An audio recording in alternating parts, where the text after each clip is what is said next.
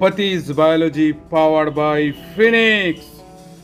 এইবার আমরা যে কারণে আমাদের এই বয়ঃসন্ধির সময় বা অন্য সময় পড়াশোনার ঘাটতি হয়, আমরা র্যাঙ্কার হতে পারি না, আমরা পড়াশোনায় মন বসাতে পারি না, সেই হরমোনের কোলাজ নিয়ে ডোপামিন, নরএপিনেফ্রিন, সেরোটোনিন এই সমস্তকে নিয়ে আমরা এসেছি এবং এর সমাধান অবশ্যই থাকছে যাতে আমরা সবাই আমাদের জায়গাটা পাই এবং পড়াশোনা থেকে আমরা যাতে হারিয়ে না যাই। সুতরাং পড়াশোনা না হওয়ার নেপথ্যে কে? একদিন যারা ছিল আমার সাথে এই পথে, আজ তারা হারিয়ে গেছে থিওরি 0000001-তে। বিষয়টা হচ্ছে মুড, কারণ নিউরোসাইকিয়াট্রিস্ট আর এন্ডোক্রিনোলজিস্ট ছাড়া এই মুড থেকে আমাদেরকে বাঁচাতে পারবে না। সে চক্রব্যূহ আছে, দেখতেই পাচ্ছি যে হাইপোথ্যালামাস থেকে সিগন্যাল আসছে, পস্টেরিয়র পিটুইটারি থেকে হরমোন খরিত হয়ে পুরো একবারে ঢিসুম করে দিচ্ছে। সুতরাং ডাক্তার, তো সুতরাং মুড, ডোপামিন, নরএপিনেফ্রিন, সেরোটোনিন কিভাবে এই বয়ঃসন্ধির সময়টা তো গন্ডগোল করে দেয়ই সব সময়, যে এই হরমোনের চক্করে পড়ে আমরা মানুষকে ভুল বুঝি এবং আমরা সবসময় কি হয় যে নিজের দোষটা আপনার উপর চাপিয়ে দিই, খেপচুরিয়াস হয়ে যাই, কখনো হাসি, কখনো কাঁদি, কখনো হাসছি, কখনো আবার মানে এই যে পুরো মানে এই যে ব্যাপারটা, এইটা পুরো মাস্টার থেকে শুরু করে সব কাজের লোক সবার উপরে আমরা চড়াও হয়ে যাই। রেজাল্ট খারাপ কেন হয়? স্টুডেন্টদের রেজাল্ট খারাপ হওয়ার পিছনে শুধু কম পড়া বেশি পড়ার নেপথ্যে যে কারণ, সেই কারণগুলো নিয়ে এবারে সামনে যে যদি স্টুডেন্টদের ভালো রেজাল্ট করতে হয় যে পথে যেতে হবে সেই পথের সন্ধান নিয়ে একেবারে আমাদের মস্তিষ্ক, কারণটা আমরা জেনে নিই। হাইপোথ্যালামাস এর neurosecretory cell of the supra optic আর প্যারাভেন্ট্রিকুলার নিউক্লিয়াস থেকে যে নিউরো হরমোনগুলো আসে পোস্টেরিয়র পিটুইটারিকে হাব করে তারা জমা থাকে। এছাড়াও বিভিন্ন গ্রন্থি থেকে যে এই যে ডোপামিন, নরএপিনেফ্রিন, ডোপামিন, সেরোটোনিন এরা মুডটাকে কন্ট্রোল করে, সেটা আমরা ক্লাসে একটু এক্সপ্লেনেশন দিচ্ছি একটু পরে, একদম বায়োলজিক্যাল ক্লাসে।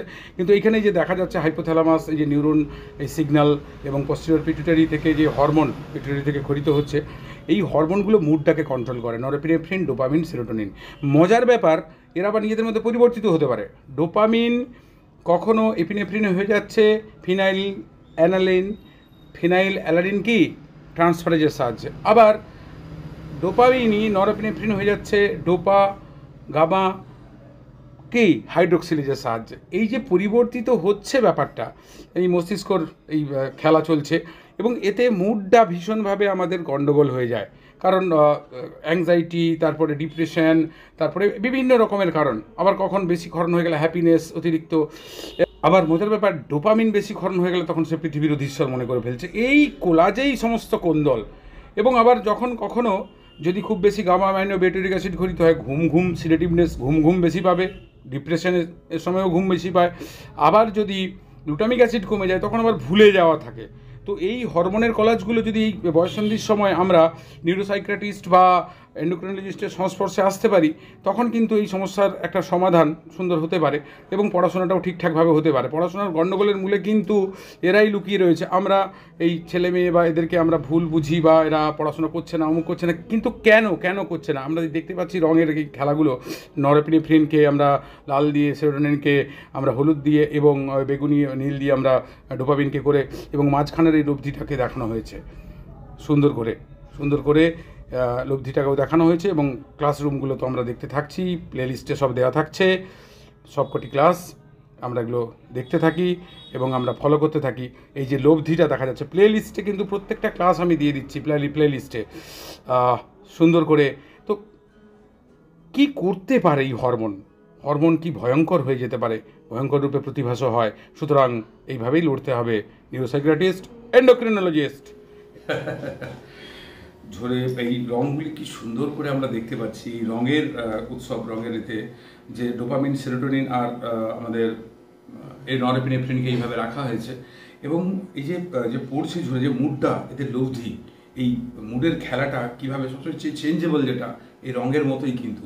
সুতরাং মুডকে ঠিক করতে হলে যেটা আমাদেরকে করতে হবে নিউরোসাইকিয়াট্রিস্ট এবং ডেফিনেটলি ওটাকে কি বলে এন্ডোক্রিনোলজিস্টের পরামর্শ নিতে হবে, তাহলেই আমরা ঠিকঠাক থাকবো। নাহলে মুডে আমাদেরকে পুরো মুডে মাঠে গেঁথে দেবে, একবারে পুঁতে দেবে একবারে।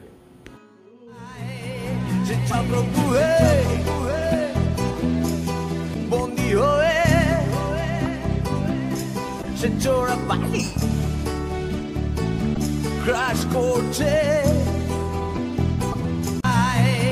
যে ছাত্র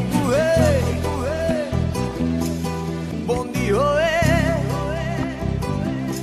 সে চোরা পানি ক্রাশ করছে যে ছাত্র বন্দি হয়ে সে চোরা পানি ক্রাশ করছে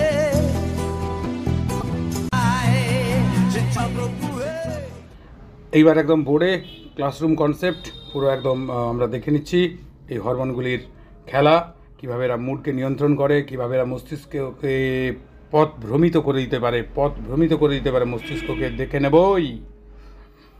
কারণ এই হরমোনগুলি আমাদের, তাহলে আমরা হাইপারলেপসে দেখে নিলাম ব্যাপারটা যে এটি নরএপিনেফ্রিন, তার সংকেতটি নরএপিনেফ্রিন কি করে অ্যাটেনশন, মোটিভেশন, রিওয়ার্ড, প্লেজার, এই যে ফিলিংস গুলো হয়, মোটিভেশন জোশে জুনুন পুরো, এবং অ্যাটেনশন একাগ্রতা, রিওয়ার্ড মানে যে ফিলিংস পুরস্কারের, আর প্লেজার শান্তি। আবার সেরোটোনিন কি করছে অবসেশন কম্পালশন, অবসাদ একদম নিচে চড়ে, এটাকে যদি এই লেভেলটা কমে যায় তখনই কিন্তু অবসাদ এগুলো গ্রাস করে। অবসেশন এন্ড কম্পালশন, এই যে কুকুরগুলো যেমন এখন অবসাদে ভুগছে ভাদ্র মাস। তো ঘটনা হচ্ছে তারপরে ডোপামিন, অ্যালার্টনেস, এনার্জি, ফুল এনার্জি, এটা কে করে পুরো আমাদের ডোপামিন। তার সংকেতটা আমরা এইখানে একটা জিনিস বেশ করে গেছি, হাইপারলেপসের সঙ্গে দেওয়া হয়নি, ওই ছেলেটা এখানেও এইসব ভালো করে বোঝা যাচ্ছে না, তাই না? এই হচ্ছে, এবং এইটা নিয়েই হচ্ছে আমাদের মুড। তাহলে মুড মানে তিনখানা হরমোন, নরএপিনেফ্রিন, ডোপামিন, তার সঙ্গে সেরোটোনিন। এই তিনজন মিলেই মুডটাকে মূলত কন্ট্রোল করে। তার সঙ্গে এপিনেফ্রিন রয়েছে, অক্সিটোসিন রয়েছে, এগুলো রয়েছে, এগুলো নিয়ে আমরা আলোচনা করব। তো তাহলে আমরা দেখতে পাচ্ছি যে ডোপামিন, অক্সিটোসিন আর সেরোটোনিনের লেভেলটা যখন বেশি হচ্ছে, খুব বেশি হাইপার হয়ে গেছে, তখন কি হয় মনের মধ্যে অনুভূতি কি হবে? মনিকে মানে হিতে তেরিয়ে নুম্বে না কে মা হিতে লঙ্গম দেবতা না উরু প্রেমিক পটেল না এ নারী মনহারি কুমালিন মুতমা, মানে এটা মনের মধ্যে তার ফিলিংস এসে গেছে যখন এই তিনটা হরমোন তার বেশি। আবার যখন ডোপামিন বেশি সে তখন বলছে পৃথিবীর অধীশ্বর, I am the king with my kingdom, মুকুট থাক আর না থাক, মানে এরকম কনফিডেন্ট ডোপামিন। ছেলে মেয়েদের সব ডোপামিন খরিতে হচ্ছে, সে বলছে সংসারে আমার জায়গা চাই, মানে এরকম আর কি বলো। আর সেরোটোনিন মানে হ্যাপিনেস, খুশি, সবসময় খুশি। তুমি যদি যাও তুমি আমাকে ছেড়ে 2-3 খানা লাথি, তবুও যেন আমি হব তোমার সাথী, হ্যাপিনেস এরকম, মানে লাথি মারলেও সাথী। আর কনফিডেন্স, যদি বন্যা হয় বন্যা জলকে আমি মুঠোয় পড়ে নেবো, যদি ধস নেমে যায় ধসকে তুলে আমি হিমালয় পর্বত করে দেবো। এই ডোপামিন সেরোটোনিন, যখন সেরোটোনিন বেশি হয়ে যায় এইরকম ব্যাপারটা থাকে আর কি। তারপর ডোপামিন সেরোটোনিন কমে গেলে ডিপ্রেশনে কি হয়? ধরো কেউ এইরকম একটা ছড়া ছিল, আমি দেখেছিলাম, কুটকুট কুটকুট চারদিকে শতকুট না করে ফুটফুট তুই বেটা ললি ফুটফুট খেয়ে দে ডালমুট জীবনের মজা, না এরকম ছিল, কুটকুট কুটকুট চারদিকে শতকুট না করে ফুটফুট তুই বেটা লিলকুট খেয়ে দে ডালমুট জীবনের মজা, বা কুটকুট কুটকুট চারদিকে শতকুট না করে ফুটফুট তুই বেটা লিলকুট করে ফুট দে চুট, কুটকুট কুটকুট চারদিকে শতকুট না করে ফুটফুট তুই বেটা লিলকুট খেয়ে দে ডালমুট জীবনের মজা। ডিপ্রেশনে কি হবে?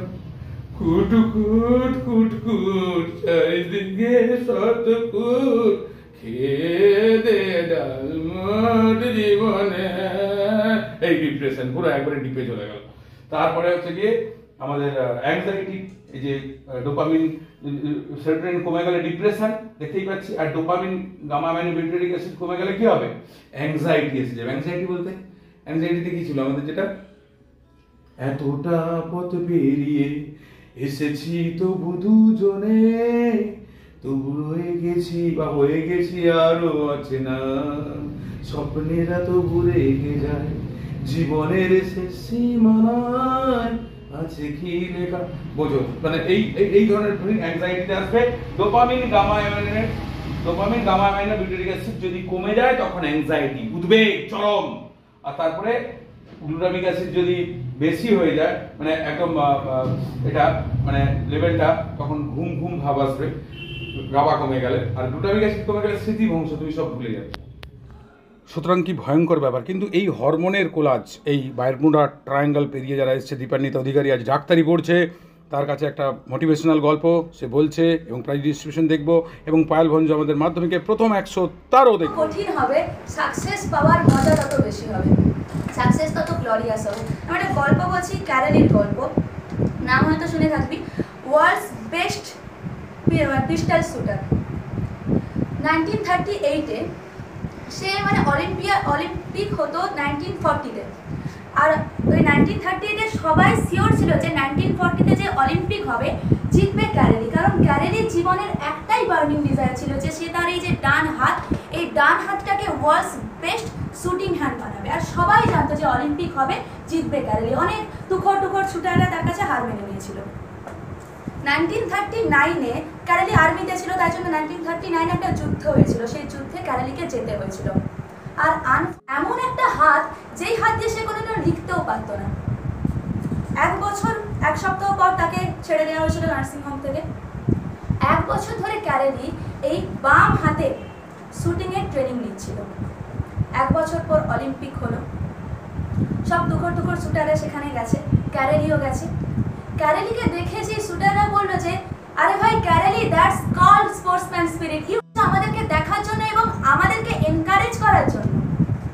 তখন ক্যারেলি বললো যে আমি এখানে তোদেরকে এনকারেজ করতে আসিনি, আমি এখানে এসেছি তোদের সাথে কম্পিট করতে, তোদের সাথে লড়তে। সবাই যারা সেখানে ছিল সবাই শুট করছিল তাদের বেস্ট হ্যান্ড দিয়ে, কিন্তু দ্যাট অনলি 1% ক্যারেলি, সে শুট করছিল তার অনলি হ্যান্ড দিয়ে। আর জিতলো কে? Obviously the man with the only hand, Karoly. এ থেকে বোঝা যেতে পারে যে আমাদের জীবনে যা কিছু ঘটুক না কেন, জীবনে এমন কোনো ভুল নেই যেটা আমার জীবনের থেকে বড় হতে পারে। তাই যারা খারাপ রেজাল্ট করেছিস ঠিক আছে, জীবনে লড়াই অনেক, জীবনে পরীক্ষা অনেক। ফেলিওর থেকে ডিপ্রেশনে চলে আস না, ফ্রাস্ট্রেশনে চলে আস না, ফেলিওর থেকে কিছু শেখার চেষ্টা কর। আর যার জীবনে যত বেশি ফেলিওর আসবে সে মনে করবে যে ভগবান তাকে আরেকটা সুযোগ দিচ্ছে, সেকেন্ড চান্স দিচ্ছে, কারণ সেকেন্ড চান্স খুব কম মানুষ পায়। তালিয়া। এবার প্রাইজ ডিস্ট্রিবিউশন। দীপান্বিতা অধিকারী ডাক্তারি পড়ছে, মেডিকেল কোয়ালিফাইড, এবং আমাদের পায়েল ভঞ্জ আমাদের মাধ্যমিকে প্রথম 100, তাদের হাতে পুরস্কার তুলে দেওয়া হচ্ছে পতিস বায়োলজি ফিনিক্সের পক্ষ থেকে। এবং অবশ্যই হরমোনের এই ধুন্ধুমার যুদ্ধে এরা বিজয়ী হয়েছে।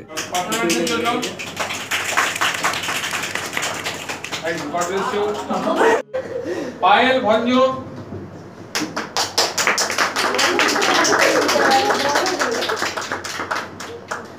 তারপর হচ্ছে আমাদের তোমরা আসবে তো যদি নতুন কোনো ক্লাস নিয়ে আমি এই চ্যানেলে আসি।